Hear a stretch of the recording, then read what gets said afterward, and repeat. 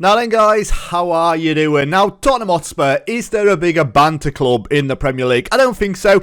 Everton probably giving them a run for the money. United get a fair bit of grief. But Spurs just do Spursy things, and it's happening again this season. With Conte getting sacked after having a meltdown, his assistant manager stays on as an absolute nightmare, and now Ryan Mason is leading the club. It's an absolute joke. Kane's future is being talked about like it is every season, and this rebuild is all going to be about saving Kane. Not saving and rebuilding Tottenham Hotspur, but saving Kane's career. 3 seasons we've got to rebuild the club and hopefully win some silverware. Well, actually, I say hopefully. If we don't win silverware, this team is cursed. It really is, because we should be winning the Premier League and giving the Champions League a good run for its money. The base of the squad is already there. Probably need to get a new goalkeeper, and his Lloris is finished. But apart from that, I think we've got all the tools at our disposal to be at least getting a top 4 finish this season, pushing on next season in the Champions League, and then season 3 potentially lifting that league crown. We may do it early, who knows? But yes, if you are new to the channel, please like and subscribe. It would mean a lot. And don't forget to vote for the next team you would like to see rebuilt on my community tab. So yes, let's get into rebuilding Tottenham. Right, so rant over then guys as we find ourselves on the club info screen. Now training facilities, new facilities are both 5-star. That junior coaching and youth recruitment could be a little bit better. We're playing at the Tottenham Hotspur Stadium with a capacity of just under 63,000. So the aim is to just keep that full and generate that revenue. But when we look at the club history, it's not been too bad from a Premier League perspective. We had a second place finish in 2016-17, but then we've fallen off again. With the season before, last a 7th place finish. 4th place finish last season, which sees us in the Champions League this season. But the aim for me is to get, we're just a Champions League club. That's what we should be, a top 4 club season after season. The last one, the Premier League, or the old Division 1 as it was, in 1961. The Europa League in 1984. The Carabao Cup in 2008. And the Community Shield back in 1991. So yes, that trophy cabinet remains empty. And like I say, banter club. Plenty of memes floating about. I'm sure you've seen them of Tottenham Hotspur's empty trophy cabinet. So yes, when you're trying to rebuild the club, you need plenty of money. And we've got £18.6 million in the transfer budget. That doesn't worry me so much. There'll be a couple of players that leave in this transfer window. But like I say, the main thing for me is improving in that goalkeeping department. The wage budget is £3.3 million and we're currently spending £2.8. The overall balance is looking good at £162 million. Debt and loans wise, they're over £1 billion in debt. A lot of that will have obviously come from the stadium. And that transfer debt, we owe £123 million in transfer instalments. That is crazy. So funds wise, let's just get them under £1 billion net debt to start with. So looking at the squad then, it goes without saying that Harry Kane is the main man. Now we've just got to win something with him as his contract expires in 2 years time. That'll be the main thing, is him getting him signed up. But it must feel like a life sentence this time at Tottenham. Jeez Louise, it's like I say, £136 million is valued at, 220k a week. He is a world-class striker, let's be honest, he really is. With 73 caps for England, 50 goals, he's been at Spurs his entire career. He is one of their own, I hear all that, but at some point, if they're not winning things, Kane has got to go on, because he's certainly good enough to be lifting that Premier League crown. Ideally with Tottenham in these 3 seasons, but he played 37 times last season with 17 goals in the Premier League, and you'd bet your bottom dollar that this is the guy that's going to lead us to glory. Son Heung-min is the other top player at the club. This guy doesn't need any introduction as well. 29-year-old, is well in his prime now. 102 caps for South Korea, valued at £107 million. If I wanted to rebuild, I think there's opportunity here to get rid of some of these top-tier players. Not Kane, but any player below him. The likes of Romero, Bentancur, Bissouma, Richarlison, Højbjerg. They're all £50 million plus. And if I'm wanting to strengthen in the goalkeeping department, I only need to really move one player on and bring in a world-class goalkeeper for £50 to £60 million. So I'm on to a winner there. And when we look at the wages, no surprise, those top 2 players that I've just discussed are earning the big money. So as it stands then, this is my best 11. We're going to stick with that 4-3-3, which I've used throughout the rest of the rebuild. It's my go-to. It's my vanilla tactic and my safety blanket when I first take over a team. We're playing a tiki-taka style on a positive mentality with Lloris in goal, Davis, Romero, Dyer and Porro at the back, with Bentancur, Bissouma and Højbjerg in the middle, Son and Kulusevski out wide, and then Kane up front. That is a solid team. Probably want to strengthen a little bit in the midfield where possible, and in that goalkeeping department. I don't like Dyer as a centre-back as well, so we may need to look at that. But overall, the standout for me is sorting out that goalkeeper. And then looking at the squad dynamics, team cohesion, club atmosphere and managerial support is all average. Anybody support my appointment? No. No players oppose us. 27 players have no real opinion of us. I'll take that to start with. You never know with these bigger clubs. With me joining, you may have a couple of players that want to revolt straight away. And then competitions wise, we have the Premier League, the FA Cup, the Champions League and the Carabao Cup. Both of those domestic cups are ours for the taking, I think. You know, it will be a shambles if we're not getting to the latter stages. And when we look at the club vision, the actionable objectives are to work within the wage budget. Informational objectives is a maximum 2-year contract for players over the age of 30. I can't imagine we're going to sign too many players over the age of 30. The 5-year plan is to reach the latter stage of the UEFA Champions League. For this season in the league, they expect us to qualify for the Europa League. And then in the cups, they expect us to reach the latter stages of the FA Cup and be competitive in the Carabao Cup and to work towards being self-sustainable. And what about the supporters then? So the supporters want us to play entertaining football, attacking football, possession football, all the stuff that you want to see from your football club. And you expect us to finish above Arsenal and be competitive against Chelsea and to qualify for the Champions League. So the fans expect a top 4 finish where the board expect us to get into the top 6. So that is it then, guys, a quick look at the club. We're going to move forward now to the start of season 1 where hopefully I've made some good business in that transfer market.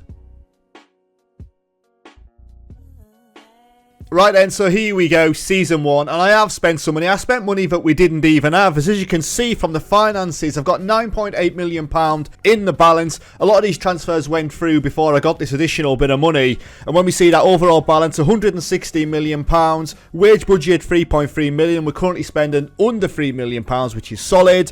Net debt is still over £1 billion. Transfer debt £114 million. Not much movement there.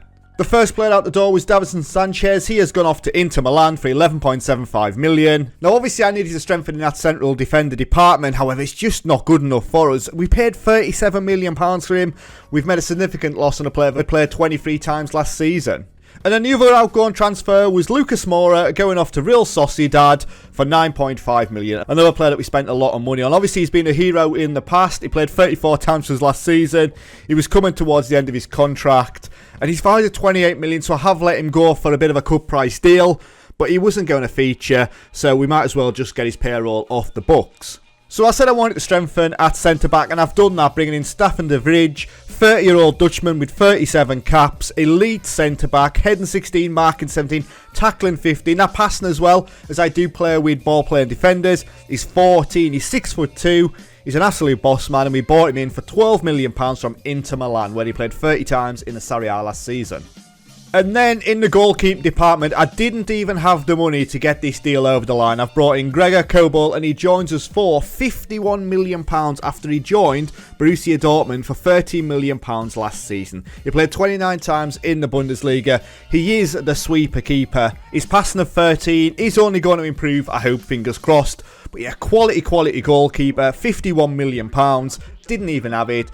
That's how much faith the board have got in Hugo Lloris that they allowed me to spend silly money on strengthening that department. So tactically then, this is now likely to be my best 11 with Kobel in goal, Davis, Romero, De Vrij and Porro out wide, with Bentancur, Bissouma and Højbjerg in the middle, Son and Kulusevski out wide with KANE up front. And the big news on KANE is he's signed a new contract. I've now got him locked in, unable to escape until 2026.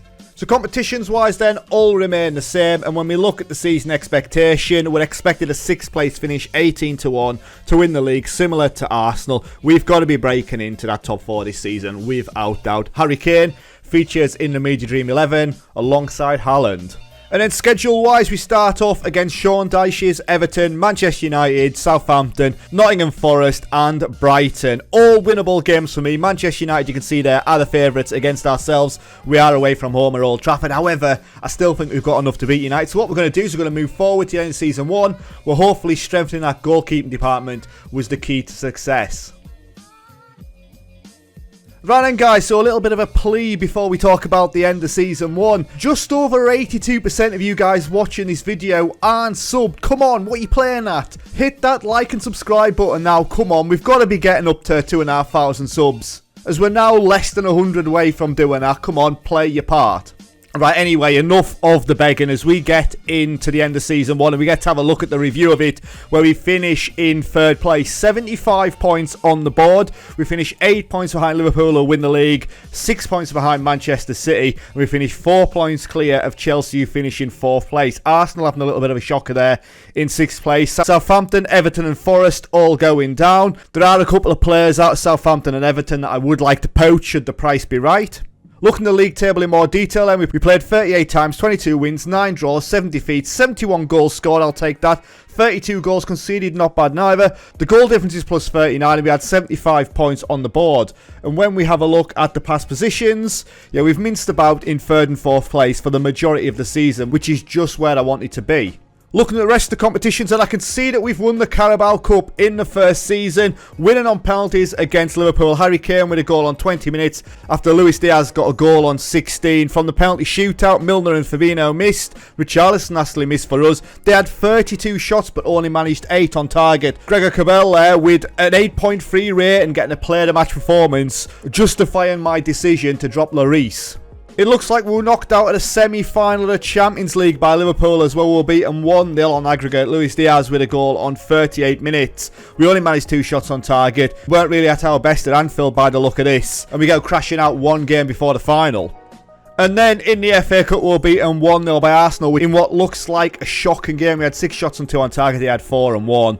And Martinelli with the only shot on target, scoring on 30 minutes. So what about finances? And we've got £75 million to play with this season, but we're only getting 90% of transfer revenue being made available. We've got a wage budget of £3.3 million. We're currently spending £2.8, and the overall balance is £44 million. Not bad. That debt and loans were still over £1 billion though, and the transfer debt is down to £84 million. So looking at the player stats then, Harry Kane got 41 goals this season. He got 27 in the league, 41 in all competitions. But in the league, he was 20 goals behind Erling Haaland, who scored 47 goals in 35 games as well. Erling Haaland is an absolute menace to society, and you've got to feel for Harry Kane. 27 goals having him in 2nd place, but 20 goals behind the leader.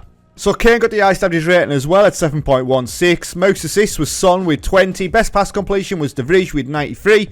Most player of the match awards was Kane with 9. Most yellow cards was Pedro Porro with 22. And he also got 1 red card. And then when we look at the team stats, so team stats wise then, we scored 71 goals, which is the 3rd best. We conceded 32, which is the 2nd best. 63 yellow cards, which is the 7th worst. 0 red cards, I'll take that in the league. That red card for Pedro Porro must have been in a cup competition. And our average attendance was over 60,000, which was the 3rd best. So there you go then, guys. Very happy with that first season. 75 points on the board, 8 points behind the league winners. A Carabao Cup in there as well. Our first bit of silverware. Harry Kane's got to be happy. I'm happy. Let's get into Season 2.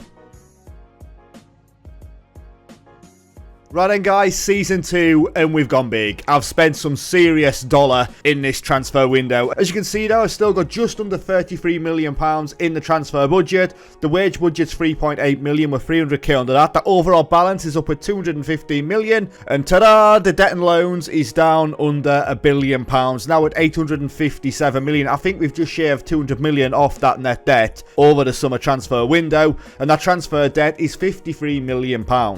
So plenty of players have left us. The first player out the door was Harry Winks. He has gone off to Monaco. He was on loan last season at Sampdoria, where he played 21 times in Serie A. Decent player, but was never going to feature going forward.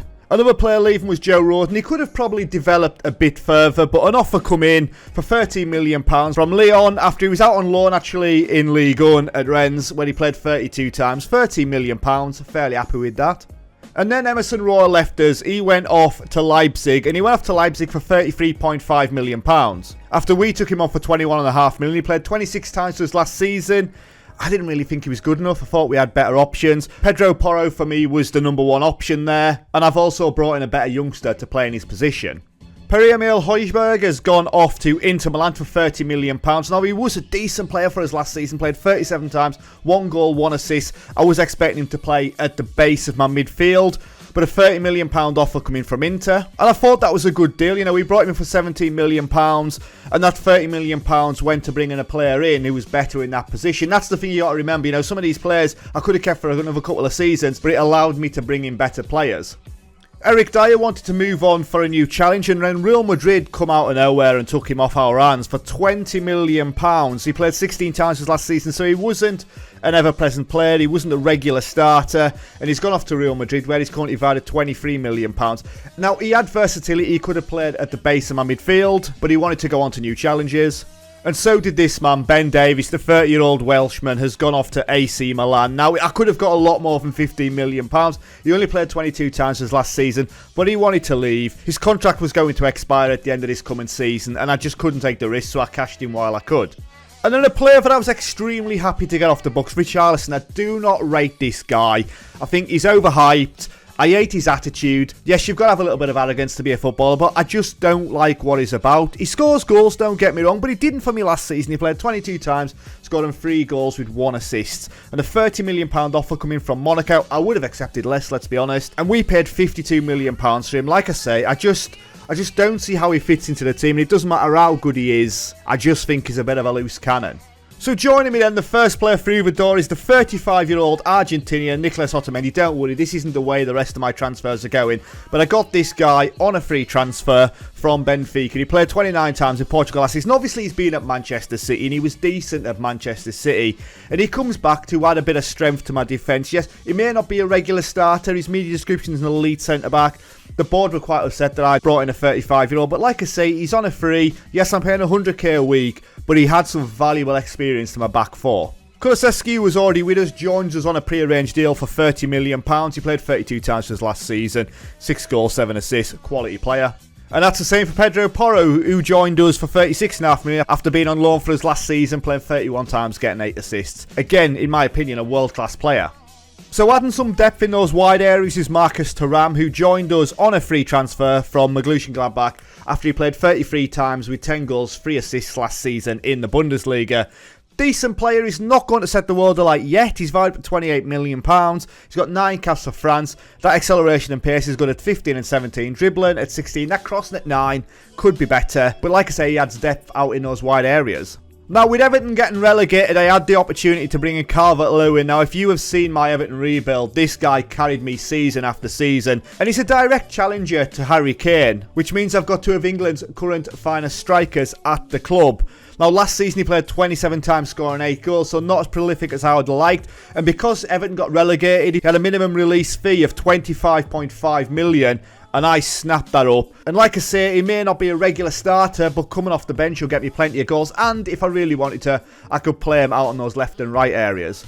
Then I started picking at Southampton, a team that were also relegated last season, and brought in Romeo Lavia, a wonder kid who's 19-year-old with 19 caps for Belgium. A really quality player who can play in central midfield, but a little bit deeper. His mentals are incredible already, so are those physicals, and I brought him in for £17.5 million. He only had 1 season at Southampton last season. This guy, like I say, is a wonder kid. He's going to get some game time this season, but again, add some quality depth to the squad. And continuing that picking at Southampton, I brought in Tino Livramento, again, another wonder kid who I bought for £25 million. He only actually played 6 times last season, but he was out for the majority of the season with an injury, and he will offer some competition to Pedro Porro. And then finally, bringing in an elite midfielder to play at the base of my midfield, Ruben Neves. Now, when I let Højbjerg go, the reason I wanted to generate some funds off him was to bring in Neves. And I've paid £49.5 million for him, where he unexpectedly played 35 times for Wolves last season. This guy's a boss, man. He dictates the tempo and shoots from distance as well. So, you know, this guy, I'm expecting him to take me to the next level. And when you look at it, I sold players for a total of £151 million, and I spent a total of £184 million. So we've had a massive rebuild this summer. So looking at the tactic then, this is my best 11, and we're going to stick with that 4-3-3 with Kobel in goal, Udogie, De Vrij, Romero and Porro at the back, with Neves, Bissouma and Bentancur in the midfield, Son and Kulusevski out wide, and then Harry Kane up front. And that bench is absolutely stacked with talent. So competitions-wise, then we've got the Premier League, the Champions League, the FA Cup and the Carabao Cup. And I am quietly confident this season of maybe snatching something in the Premier League. We're expected a 6th place finish and we've got no players in the Media Dream 11. But I'm not worried about that at all. So what are the board expecting this season? So they're expecting us to reach the knockout stage of the Champions League, to qualify for the Europa League again, reach the last stage of the FA Cup and be competitive in the Carabao Cup. Nothing changes there. And then when we look at the supporters, it's got to be Champions League again. So they actually expect us to finish in the Europa League this season with the investment that we've had.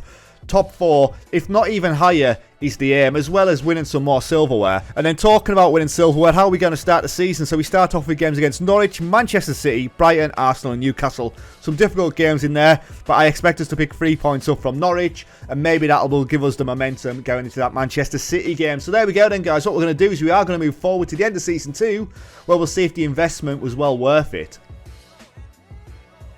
Right guys, we are back, and as you can see at the top of the screen there, we take on PSG in the Champions League final, and we are at Wembley, so we are technically on home soil. We had a couple of seasons at Wembley, obviously while our stadium was being rebuilt, and I am hoping that Spurs can do better than they did in 2019, where they fell at the final hurdle against Liverpool. So what we're going to do is we are literally just going to move forward by 1 day, and hopefully by the end of Season 2, you know, we've fully rescued Harry Kane then by winning the Champions League. Right, here we go then, competitions-wise. We win the Champions League, there we go, completed it, mate. Season 2, Harry Kane, the hero, with a goal on 6 minutes. As Ruben Neves, the man, links up with Kane. What a goal from Kane as well, well deserved. 5 minutes in, it's an absolute screamer. The referee was looking for offside, but it was given. And we end up winning one of the most prestigious bits of silverware in football. We had 11 shots, 3 on target, 50% possession. It was an even game, but we get the win nonetheless. So absolute scenes as we lift the Champions League trophy, but back to the league as we finish in 2nd place. So a good season for us as well. 84 points on the board, but Liverpool ran away with it. They were 14 points clear of us with 98 points on the board, and we finished 7 points clear of Chelsea in 3rd. And when we look at the league table then, like I said, 30 games played, 26 wins, 6 draws, 6 defeats, 79 goals scored, 35 conceded, plus 44 goal difference, 84 points on the board. We won 4 of our last 5 games. And when we look at the past positions, we have been sat in 2nd place since match day 24. The one thing I do want to say though is, yes, we've got 84 points this season, but last season Liverpool won the league with 83 points. So, you know, it shows how far Liverpool have come this season, and it shows that if we just got those 84 points, we could have won the league. But woulda, coulda, shoulda, doesn't really matter. We ended up finishing 3rd last season with 75 points, but we've improved on that again this season. 9 points better off. So competition-wise then, the FA Cup, the Carabao Cup, was a bit of a shocker as we were knocked out by Liverpool in both of those. Ended up losing 2-1 there. Diego Jota with goals on 6 and 52. Brian Gill getting a consolation as we get knocked out of the FA Cup. And then in the Carabao Cup, it was a bit more one-sided as Liverpool smash us 4-1. We're actually 3-0 down at half-time, and we go crashing out.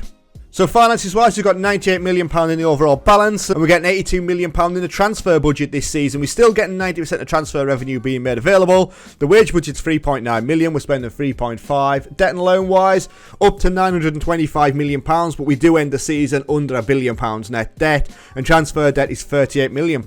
So look at the player stats then. Harry Kane is the highest goal scorer with 33 goals this season, but only 18 in the league. A poor season for him considering he got 27 goals the season before. More assists, so he's getting involved in play more. A 7.06 rating as well. And Erling Haaland only actually scored 21 goals this season, so Harry Kane would have had a better shot at winning the Golden Boot. Mohamed Salah finishing on 18 goals as well. And Bruno Fernandes getting 18 goals. Not bad for an attacking midfielder. Bissouma had the highest average rating at a 7.23. Brian Gill had the most assists with 15. Best pass completion was Otamendi with 94%. Most player of the match awards was Kane with 6. Most yellow cards was Pedro Porro with 21. And Bissouma got 1 red card. And then when we look at the team stats, we scored 79 goals, which is the 2nd best. We conceded 35 though, which is the 6th best. Something to work on there. We received 81 yellow cards, which is the worst. No red cards, which is the best. And our average attendance just over 60,000, which is the 3rd best. So there we go then, Season 2. Let's have a look again. Champions League winners. Can't believe it. 2 seasons in. We finally lift one of the biggest trophies in the world. But yes, what we're going to do is we're going to move forward to the start of Season 3, where surely now the aim is winning the Premier League.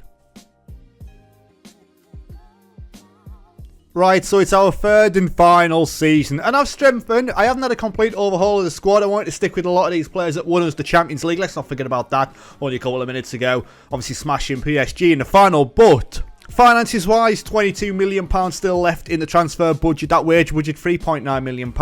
We're currently spending 3.7. Overall balance is looking tasty at £214 million. And debt and loans now down to £779 million. That transfer debt at £20.9 million. So players leaving us, and the first player to go was Sergio Reguilon. He has gone off to Galatasaray for £6.5 million. We made a loss of almost £20 million on this signing, but last season he didn't even play a game for us. He just sat in our first team. No game time whatsoever. The season before he was out on loan at Atletico Madrid, and it was just time to cash in on him. Troy Parrott, once labelled as a wonder kid, has gone off to Stuttgart. 22-year-old Irishman with 7 goals in 32 caps. He's gone for 9.75 million with add-ons up to 13.25 million. He was out on loan last season at Sturm Graz, where he played 12 times with 5 goals, 3 assists. And he was never going to get into my first team. He's not a bad player. Many other teams would have kept him, but I think it's better for him if he moves on and gets some first team football. Papessar has gone off to Young Boys in Switzerland for 10.5 million. Again, with add-ons, could go to 11.25. Now, he played 27 times when he was out on loan at Sevilla in La Liga last season, where he scored 3 times with 2 assists. But again, you know, he was never going to feature in my first team. We made a little bit of a loss there, but overall, when you consider those loan fees as well, we actually broke about even. And then Tanguy Ndombele has gone off to Wolves, so he has stayed in the Premier League. He only played 1 time for me last season, and we sold him for £18 million after we spent £57 million on him. Wowzers, what a terrible deal that was. But yeah, £18 million, Wolves has taken him off our hands. So joining me then, the first player through the door is Ivo Grubic, who joins us from Atletico Madrid for £3 million. He's coming as a backup, as Fraser Forster has now retired. 28-year-old Croatian with 5 caps, fairly average goalkeeper, but a decent deputy.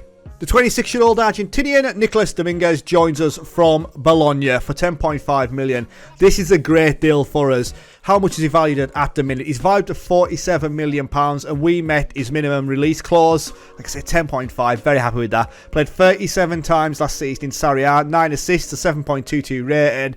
Solid central midfielder, can play a bit deeper. I wouldn't do that there with his marking of 10. I think he's certainly better playing in that midfield where he likes to try killer balls. He likes to wind up opponents as well, dives at the tackles. I'd say he's fairly passionate, and he's a world-class midfielder, and like I say, we brought him in for 10.25 million. Francisco Trincao joins us for £23.5 million from Sporting. He actually had some time in the Premier League with Wolves, where he played 28 times, scoring 2 goals. He had a very good season at Sporting last year, where he played 31 times, 10 goals, 9 assists, 11 player of the match performances, setting the Portuguese Premier League alight. And now he can play out on that right-hand side, attack and mid, that crossing 16, dribbling 17. He's just a quality player. An elite winger is his media description. And then finally, I spent big money on Kim Min-jae. He's currently valued at £94 million, 27-year-old South Korean with 64 caps, 6 goals. And I spent £44 million bringing him from the Serie A, where he was at Napoli. He played 37 times last season, 2 goals, 2 player of the match performances, a 7.11 rating. Very good central defender. Elite centre-back is his media description. So we've brought in a few world-class players in this summer transfer window. And when you look at his attributes, heading 17, marking 16, tackling 17, 6'3", those physical attributes solid as well. Got an aggressive streak in him with 18 and bravery 17. He likes to get himself about. I'm very happy with this signing. So tactically, this is now likely to be my best 11 with Cobel in goal, Sessegnon, Romero, Min-jae and Porro at the back, with Neves, Bissouma and Bentancur in the midfield, Son and Trincao out wide, with Kane up front. Kane now getting on, absolutely 100% coming to the back end of his prime. He's now 31 years old, still valued at £120 million though. Elite striker. I'm hoping that he'll beat that 18 goal tally that he got last season and lead us to Premier League glory. So competitions wise then, we've got loads going on. We've got the Premier League, the Champions League, the Super Cup, the FA Cup, the Carabao Cup and the Community Shield. That Community Shield game coming up against Liverpool will be happening just in a minute. And when we look at the Premier League then in the season preview, we've got no players in the Media Dream 11. That's unsurprising really. What was the biggest transfer of this window? As we look at it there, Unai Simon has gone to Newcastle for how much was that? £64 million. Newcastle clearly spending the money. Let's just have a look at what they have actually spent. So transfer history wise, £169 million spent by Newcastle in this transfer window. So like I said, we've got this game against Liverpool coming up now in the Community Shield. Let's just move forward one day. Hopefully we have similar luck to what we had against PSG and we end up lifting our first bit of silverware this season. And let's have a look then as competitions wise. We end up finishing runner-up in the Community Shield, losing 2-1. Oliver Skip with an own goal on 57 minutes. We were well and truly battered by Liverpool as well, as they had 23 shots, 7 on target. Ryan Sessegnon with a goal on 67. But we lose a chance at our first bit of silverware. I hope that's not an omen and a sign of things to come. And then finally looking at the schedule, and so we do play Liverpool the first game of the season, so it's an opportunity for us to exact some revenge. And if we are wanting to win the league, then we do need to beat the likes of Liverpool, who've won the Premier League 2 times on the bounce. We play Manchester United in the UEFA Super Cup. Then we have Newcastle, Southampton, Arsenal and Wolves. A bit of a mix next run in. Then we take on Manchester United and Manchester City. So we'll have taken on the majority of the bigger teams, our challengers, by the end of September. So what we're going to do then, guys, is we are going to move forward. And hopefully by the end of this, we have won the Premier League. Right, so this is it then, guys. We are done, and as you can see, Tottenham Hotspur winning the Premier League. 1 point clear of Liverpool. You know, that could have gone either way. Spurs being Spurs, it should have been us in second place, let's be honest, the luck they've had. But we end up winning the league. That's it, done. Champions League last season, Premier League crown this season. And when we have a look at the league table in more detail, we played 28 games, 5 draws, 5 defeats, 74 goals scored, 26 conceded, which looks like it's the best in the league, plus 48 goal difference, 89 points on the board. We drew one of our last 5 games, but then you can see there Liverpool losing. Who did Liverpool lose to? So they lost 3-0 to Arsenal, and that basically won us the Premier League. And when we look at the past positions, we were up in the top 2 spots from, what's this, match day 18. And in fairness, we had a fair bit of time between match day 22 and match day 29 before dropping down with a 2-2 draw to West Ham and down into second place. But then, yes, a 1-1 draw with Arsenal puts us back in top spot, and we end up finishing with a 4-1 victory over Spurs. And we end up finishing with a 4-1 victory over Wolves, which gives us that Premier League crown. And Liverpool, I'd imagine, were fighting us for second. Actually, Manchester United up there as well. So it was a 3-horse race for the majority of the season. So competitions-wise, we've won loads here. We've won the UEFA Super Cup with a 3-2 extra-time victory over Manchester United. Harry Kane with 3 goals. An 120th minute goal sees it. Got to have been the last touch of the game.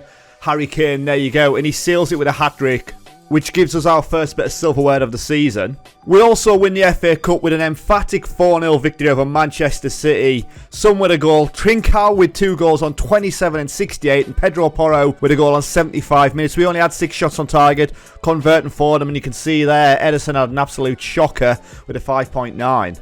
But the big one again is winning the Champions League, a 5-2 victory over PSG, as Kulusevski with a hat-trick, Lavia with a goal on 13, and Trincao with another important goal in first half stoppage time. We were 3-1 up at half-time, ended up winning 5-2. Lionel Messi with a goal on 27 minutes. How is he getting on? Got to be ready to retire at 37-year-old now. Still an incredible player, those attributes. Let's just have a quick look. 15 goals this season in League One, 24 in all competitions. He can still do it. And looking at this as well, Pedro Porro was sent off on the 90th minute for his second yellow card, but it doesn't matter. By that point, the game was already won. So finances-wise, then, how am I leaving the club? So that overall balance is £102 million, but the transfer budget is only £37 million, but I've assembled a quality squad. Should you want to carry this save on, £37 million, I think, bringing a couple of players in. There's no need for an overhaul, unless you want to sell loads of the players that I've brought in. You'll get a tidy sum for them, I am sure, considering we've just won the Premier League and the Champions League. But £37 million is nothing to be sniffed at. 90% of transfer revenue is being made available, and the wage budget is £4.1 million. The debt and loans, though, £857 million net debt. I'm sure the £100 million of that will disappear when we get into next season. And transfer debt is £15.4 million, and that overall balance is now £102 million. And then looking at the player stats for this season, then Harry Kane is the top goal scorer with 47 goals. How did he get on in all competitions? So he scored 23 in the Premier League, 15 in the Champions League as well, and 9 in cup competition. So he has been bossing it. But 23 goals in the league isn't as high as what you would want from Harry Kane. And it isn't enough to win the Golden Boot, as Erling Haaland pips him by 1 goal. 24 goals for Erling Haaland this season, but he scored 24 in 27 appearances. Trincao had the highest average rating at 7.31. Kulusevski had the most assists at 24. Fair play to him. Best pass completion was Otamendi with 95%. Most player of the match awards was Harry Kane with 10. Most yellow cards was Pedro Porro with 19. And most red cards, Pedro Porro as well with 1. And then when we look at the team stats, we scored 74 goals, which is the 3rd best. We conceded 26, absolutely solid from us at the back, which is the best. 70 yellow cards, which is the 4th worst. No red cards, which is the best. And that average attendance is still the 3rd highest at just over 61,000. Then when we look at the job history, you know, we finally put some trophies in that trophy cabinet. We got a 3rd place finish in the first season, and we won the Carabao Cup. In the second season, we got a 2nd place finish, and we also won the Champions League in that one. But 4 trophies this season, inclusive of a Premier League crown. We won the Super Cup, the FA Cup, the Champions League, and the Premier League. Massive for us lifting all those trophies. 6 trophies in 3 seasons, I will take that. And then looking at the job overview, I brought in 12 players for a total of £370 million. I sold 32 players for a total of £238 million. The highest fee spent was right at the start in Season 1, £51 million for Gregor Kobol. And then the highest fee received was £33.5 million for Emerson Royal. I'm happy with how the team has ended up. When we look at the squad overall, who else was scoring the goals? Chinkawi, 25 goals and 17 assists. What I would say is Son is going to Real Madrid. He's going on a free transfer. He didn't want to stay with us any longer. He's 32-year-old now, and as you can see from his attributes, he is starting to wind down. But there is still plenty of talent in this squad, with players like Marcus Thuram, Brian Gill also getting in on the act. But yeah, Harry Kane is still the main man, even at the grand old age of 31. So that is it then, guys, the end of the Tottenham rebuild. This whole rebuild was just to save Harry Kane, and I think we've done that. A Premier League crown and 2 Champions League trophies. What more can you ask for? Harry's certainly going to be delighted with that, and I'm sure just winning one of those trophies will be enough to keep him at Tottenham. But yes, that is it then, guys. Like I said earlier, this save will be available down in the description if you want to give it a go, and let me know in the comments how you got on and should you want to carry this on. We are currently dominating at least Europe, within the Champions League back to back, and in the Premier League it's all about now retaining that Premier League crown. But yes, once again, if you are new to the channel, please like and subscribe, it would mean a lot. And finally, I just want to say thank you very much for watching, stay safe, and I'll catch you later. Ta-ra.